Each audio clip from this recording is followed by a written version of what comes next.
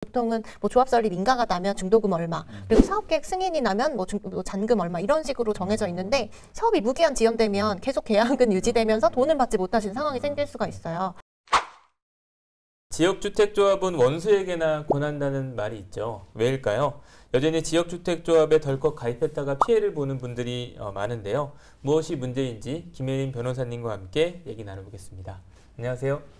네, 이 지역주택조합이라는 말 좀 생소하기도 하고 또 많이 또 알려지기도 했는데 이 재건축, 재개발과 어떤 점들이 가장 크게 다를까요? 지역주택조합은 주택법에 따라서 진행이 되는 사업인데 근데 이제 기본적으로 조합원들이 모든 사업을 주도해서 한다고 보시면 돼요. 그래서 조합원들이 돈을 모아서 땅도 사고 집도 짓고 그런 사업의 일종이라 굉장히 자율에 많이 맡겨져 있는 사업인 거죠. 그래서 재개발, 재건축보다는 뭐 관리 감독이 좀 덜 된다거나 법 규정 자체도 굉장히 촘촘하게 안 돼 있거든요. 그런 부분들이 있어요. 그렇다 보니까 좀 아무래도 여러 가지 좀 진행이 네. 좀 문제가 많을 수 있는 소지가 네. 많을 것 같은데 이 지역주택조합이라는 게 이제 성공 사례도 있긴 있잖아요. 네. 또 어떤 게 있을까요?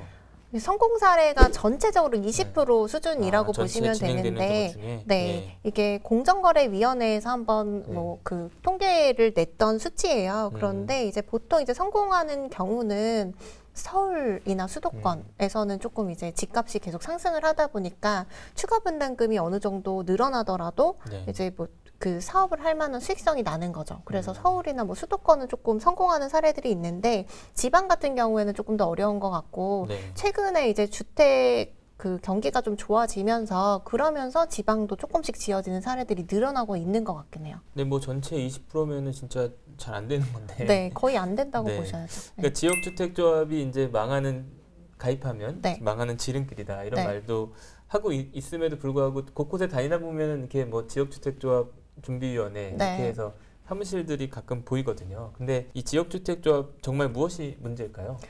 이게 일단은 가입하실 때 지역주택조합에 가입한다는 것 자체를 그러니까 일반 그냥 아파트 분양받는 거랑 똑같이 생각하시는 경우가 대부분이에요. 네. 그래서 싼 값에 그냥 분양을 받을 수 있다고 하니까 가입을 하시거든요.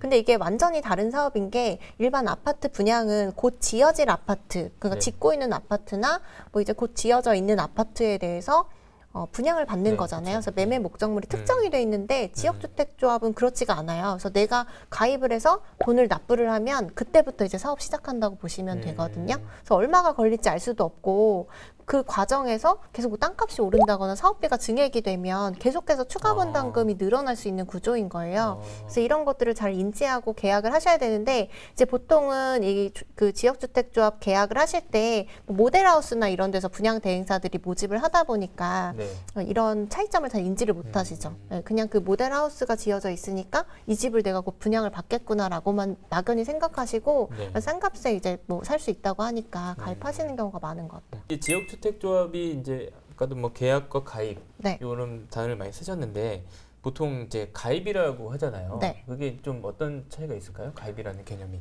이거는 말 그대로 정말 조합원 가입 계약이에요. 그래서 아파트 매매 계약이나 분양 계약이 아니거든요. 네네. 그래서 내가 조합원으로 가입해서 내가 납입금을 내면 그 돈으로 이제 땅도 사고 건축비도 드리고 한다는 개념이에요. 네네. 그래서 정말 말 그대로 조합원으로 가입해서 내가 조합의 일원이 돼서 사업 주체가 된다는 뜻이라서 좀 일반적인 이제 아파트 분양 계약이랑은 전혀 다르거든요. 그렇기 때문에 이게 탈퇴도 어려운 부분이 있어요. 왜냐하면 내가 사업 주체가 되는데 내가 그냥 마음대로 빠져버리면 사업 자체가 진행이 어려울 수가 있잖아요. 그렇기 때문에 보통은 이제 규약이나 계약서에 탈퇴는 아주 특별한 경우가 아니면 안 된다라고 되어 있거든요. 그래서 탈퇴도 어려우시죠. 실제로 내가 돈을 가입하면. 투자했다가 빼고 싶은데 네. 그게 어려운 거네요. 네, 그게 안 되는 거죠. 탈퇴도 어려우시고 돈 돌려받는 건 더 어려우시고 그런 구조가 돼요. 네. 그러니까 지역주택조합이라는 게 결국은 이제 보통 재건축, 재개발은 거기 살고 계신 분들이 끼리 이제 조합을 네. 결성해서 사업을 진행하는 거잖아요. 네. 근데 이거는 그게 아니고 이제 내가 이 지역에 집을 짓고 싶다 그런 의지를 갖고 있는 사람들이 여러 사람들의 투자자를 모아서 그 돈으로 이제 그 집을 사서 네. 거기다 집을 짓겠다 네, 네. 그런 그 차이점이 있는 거. 네, 그런 개념이에요. 네, 네. 그러다 보니까 이게 토지 확보나 이런 데도 좀 문제가 생길 수가 있어요. 그래서 뭐 재개발 재건축 같은 경우에는 기본적으로 75% 동의만 받으면 나머지에 대해서는 강제 수용을 한다거나 사올 수 있는 권리가 생기는데 이 지역주택조합은 그렇지가 않거든요. 그래서 95%까지 확보를 해야 그게 가능해서 사실은 이 95%라는 수치가 네, 그거를 달성하는 게 굉장히 어려운 거죠. 근데 거기 이제 살고 계신 분들이 내가 돈은 있다고 해도 집을 팔아야지 이제 사업이 땅이 확보되는 거잖아요. 네네. 근데 그게 아까 말씀하신 90%가 넘어야 된다면 대부분의 사람들이 이제 다 동의를 해야 되는 건데 분명히 그 중에는 집을 팔고 싶지 않은 사람도 존재할 거란 말이죠. 그럴 경우에 사업이 진행될 수 있을까?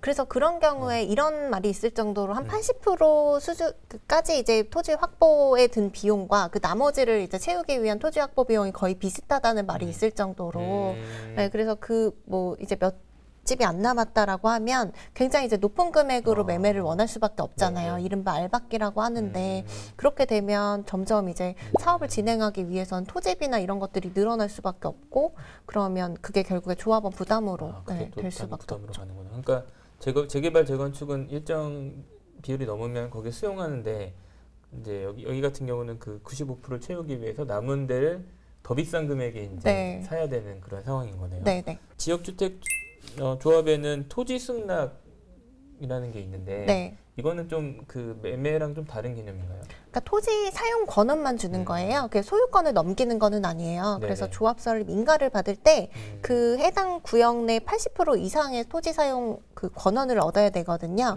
그때 이제 지주들한테 받는 게 토지 사용 승낙서인데 이제 보통 지주들도 내 땅을 뭐 그냥 쓰게 사용 권한을 넘겨주진 않잖아요. 그래서 보통은 이때 뭐 소유권을 이제 뭐 사겠다 매매 계약을 작성을 하시고 거기에 이제 부수적으로 토지 사용 승낙을 받는 경우가 많이 있거든요.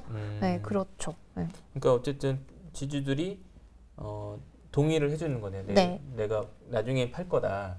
이제 이런. 근데 보통 그럴 경우에 이제 계약만 해놓고 승낙을 받고 나중에 이제 돈을 받는 경우가 있잖아요. 근데 뭐 땅값이 나중에 더 올라서 내 집을 더 비싸게 팔고 싶다. 만약에 지주들이 이런 생각을 갖는다면 그건 어떻게 돼요? 그래서 이게 문제인데요. 그 지주분들도 근데 좀 조심하셔야 되는 부분은 있어요. 이게 지역주택조합에 가입하시는 지주분들도 있고 아니면 그냥 팔고 나가시는 분들도 있는데 이제 연로하시거나 한 분들은 이 개념을 잘 모르시기 때문에 계약서가 어떻게 돼 있냐면 일반적인 매매 계약은 날짜가 특정이 돼 있잖아요. 뭐 계약금, 중도금, 잔금이. 근데 이 지역주택조합 사업에서 뭐 이 지주들과 체결하는 계약서를 보면 보통은 뭐 조합 설립 인가가 나면 중도금 얼마, 그리고 사업 계획 승인이 나면 뭐 잔금 얼마 이런 식으로 정해져 있는데 사업이 무기한 지연되면 계속 계약은 유지되면서 돈은 받지 못하시는 상황이 생길 수가 있어요. 그래서 이런 것들을 좀 주의를 하셔야 되고 그리고 실제로 말씀하신 것처럼 이제 계약은 체결하고 계약금까지는 넘어갔는데 그 다음에 이제 잔금치를 능력이 안 되는 거죠. 사업비가 없어서. 그러면 그냥 계약은 해제돼 버릴 수가 있거든요. 네, 그러면 계약금만 이제 지주분한테 넘어가고 계약은 그냥 해제돼서 소유권 확보는 안 되고 이런 상황들이 많아요. 그러면 지주들은 나중에 자기도 이사 가고 싶은데 잔금을 받아야지 가잖아요. 근데 잔금이 언제 나올지 모르니까 그것도 참 난감한 상황이 될 수 있겠네요. 그러시고 이게 지주분들이 다 계약을 하실 때 조건이 같은 게 아니에요. 전부 다 다르고 다만 거기다 이제 이 매매 금액이 다 다를 수가 있으니까 그 매매 금액을 발설하지 않겠다는 비밀 유지 특약 같은 걸 또 넣으시거든요. 근데 이제 그 소유권이 넘어가기 전에 다른 집이 나보다 비싸게 판 걸 인지를 하셨다라고 하면 그때부터 이제 조금 더 어려워질 수가 있는 거죠. 지역주택조합에 가입을 했는데 그 조합원들에게 돈을 받잖아요. 근데 땅은 안 사고 대행사가 다 썼다. 뭐 그런 얘기 하시더라고요. 그게 이제 가능한 일인가? 대부분이 그렇다고 보시면 돼요. 그래서 초기에 처음에 가입하는 조합원의 자금은 어떻게 가냐면 그 계약서에도 명시돼 있어요. 그래서 업무 대행사의 업무 용역비로 들어가는 돈이 일정 금액이 있거든요. 그래서 이제 분양하시는 분들, 그분들한테 이제 먼저 용역비가 나간다고 보시면 되기 때문에 이런저런 용역비로 뭐 다 나가다 보면은 결국에 이제 토지 확보할 돈이 없어지는 거예요. 그래서 계속 그럼 또 추가 분담금을 요구해서 걷게 되고 사업을 하려면 그렇게 계속 흘러가는 거죠. 그리고 실제로 이제 조합 임원이 횡령하거나 이런 사례도 많아요. 그리고 또 뭐 용역 계약이 여러 가지 많이 필요한데 그 과정에서 뭐 용역 대금을 좀 부풀려서 뭐 조합 임원이 좀 뇌물로 가져간다거나 그렇게 새는 돈들도 굉장히 많기 때문에 나중에 이제 집이 너무 안 지어져서 뭐 여러 가지 뭐 사정을 알아보면 그때 이제 조합 뭐 조합 통장에 사업비가 전혀 없다라는 걸 그제서야 이제 인지를 하시게 되는 거죠. 뭐 아무래도 이제 법적 다툼이 많이 있고 소송이 많이 진행될 것 같은데 가장 많은 소송 사례는 어떤 게 있을까요? 가장 많은 소송 사례는 이제 탈퇴하고 분담금 반환받고 싶다는 사례들이시거든요. 왜냐하면 이게 말씀드린 것처럼 조합원 탈퇴가 자유롭지 않아요. 전혀 이제 못하게 되어 있기 때문에 사실상 이제 만약에 탈퇴를 안 하신다라고 하면 이게 조합에서 계속 사업비가 늘어나잖아요. 그럼 네네. 그 부담을 결국에 추가 분담금으로 다 내셔야 되는, 납부를 하셔야 되는 상황이 발생할 수가 있기 때문에 지금 내가 낸 돈에서 끝나지가 않는다는 거죠. 계속 사업이 진행될수록 내가 내야 되는 돈은 계속 늘어난다는 말씀이시죠? 네, 그래서 이제 탈퇴를 원하시는 분들 이제 소송하시는 경우가 많고 이제 거기다 추가적으로 기존에 냈던 납입금을 반환받으시는 소송을 많이 하시는데 이제 탈퇴는 그래도 가능한 부분이 있어요. 이게 그러니까 정식적인 절차를 밟아서 탈퇴하시는 건 어려운 일인데 다만 이 지역주택조합은 요건이 필요하거든요. 아무나 이제 지역주택조합에 가입할 수 있는 건 아니고 기본적으로 이제 무주택자이면서 세대주여야 돼요. 그래서 뭐 세대원 중에 작은 거 한 채 정도 가지신 경우는 뭐 또 허용이 되는데 그래서 뭐 이런 부분들 자격을 좀 상실하시는 방향으로 해서 사실상 탈퇴하시는 걸로. 근데 그럼 탈퇴를 그렇게 했을 때 투자금도 돌려받을 수 있나요? 투자금을 돌려받을 수 있는 경우도 있는데 못 돌려받는 경우가 더 많으세요. 왜냐하면 이게 계약서를 보시면 굉장히 깨알같이 되어 있는데 그 내용은 굉장히 불공정해요. 그래서 보통은 이제 그 금액에서 계약금 상당액은 뭐 위약금으로 물고 그리고 용역비는 또 떼고 하다 보면 뭐 전체 분양금액의 한 10%에서 20%는 못 받는 돈이거든요. 그래서 그 이상으로 또 납부를 하셨다라고 하면 그 돈은 또 언제 돌려받게 돼 있냐면 다른 조합원이 나를 대신해서 가입해서 돈을 납부했을 때 그 돈으로 돌려준다고 되어 있거든요. 근데 내가 이 사업이 안 가는 걸 인지해서 이제 반환을 받고 싶은 건데 다른 조합원이 가입할 리가 없잖아요. 그런 상황에서. 그러다 보니까 계속 이제 돈을 못 받게 되는 상황이 발생하실 수가 있는 거죠. 계속 내가 사업을 몸담고 있는데 추가 분담금이 계속 나올 수 있잖아요. 근데 그런데 내가 추가 분담금을 더 낼 여력이 없다. 그런 경우는 어떻게 될까요? 이게 만약에 그렇게 되면 사실은 추가 분담금이 나올 때마다 고민을 하세요. 이거를 계속 그러면 유지를 해야 되냐. 그래도 혹시 지어질 수가 있으니까. 그리고 들어간 돈을 다 손해 보실 수는 없잖아요. 그래서 그때마다 이제 고민을 하시는데 이거 탈퇴를 해야 되냐 안 해야 되냐. 그러신데 이제 여력이 없으신 분들이 많아요. 이게 그렇다 보면 이제 못 내시면 뭐 조합에서 그냥 일방적으로 제명하는 경우도 있고 아니면 그냥 그대로 유지해서 계속 그냥 부담만 쌓아가는 거죠. 그래서 그냥 계속 유지를 해서 계속 못 내면 못 내는 대로 그냥 계속 뭐 청구를 한다거나 뭐 그 빚이 계속 늘어난다거나 채무 부담이 그렇게 그냥 그 상태로 계속 가시는 거죠. 좋습니다. 어쨌든 지역주택조합이라는 게 이제 뭐 지어지기만 하면 그래도 무주택자들에게 좀 이득이 있는 주택일 텐데 안전한 투자를 위해서 좀 뭐 어느 단계에서 뭐 웃돈을 좀 주더라도 그런 매입을 하는 그런 뭐 방법이 있을까요?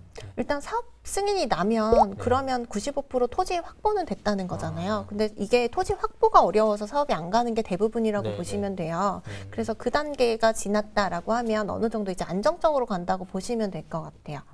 그래서 그때 이제 근데 물론 이제 꼭 그런 건 아니에요. 제가 이제 봤던 조합 중에는 짓고 있는 중에도 멈춘 조합들이 있거든요. 왜냐하면 이게 주변 시세보다 추가 분담금이 거의 뭐 2배 가까이 나왔는데 그랬는데 주변 시세는 뭐 3억인데 추가 분담금까지 지금 낸 것까지 합치면 일단 4억을 납부를 하신 거예요. 근데 또 이제 추가 분담금을 요구하는 거죠. 공사비 때문에. 그러면 이제 안 내잖아요, 조합원들이. 그래서 이제 뭐 그럼 시공사는 더 이상 공사할 수 없다라고 해서 멈춰버리는 뭐 그런 사례도 봤어요. 야, 이건 그만 끝날 때까지 끝난 게 아니네요. 말해서. 근데 이제 일단은 사업계획 승인 나고 뭐 웃돈을 얹어서 들어가신다라고 하면 추가 분담금이 너무 늘어난 사업장에 들어가시진 않을 거니까. 구청 같은 데 가면은 이제 좀 그나마 좀 사업 진행 과정이나 좀 단계 이런 것들은 좀 확인할 수 있나요? 사업 승인이 났으면 어쨌든 승인을 해줄 때 뭐 서류가 있으니까 그런 것들을 통해서 이제 구청에서도 확인이 어느 정도 가능하긴 하거든요.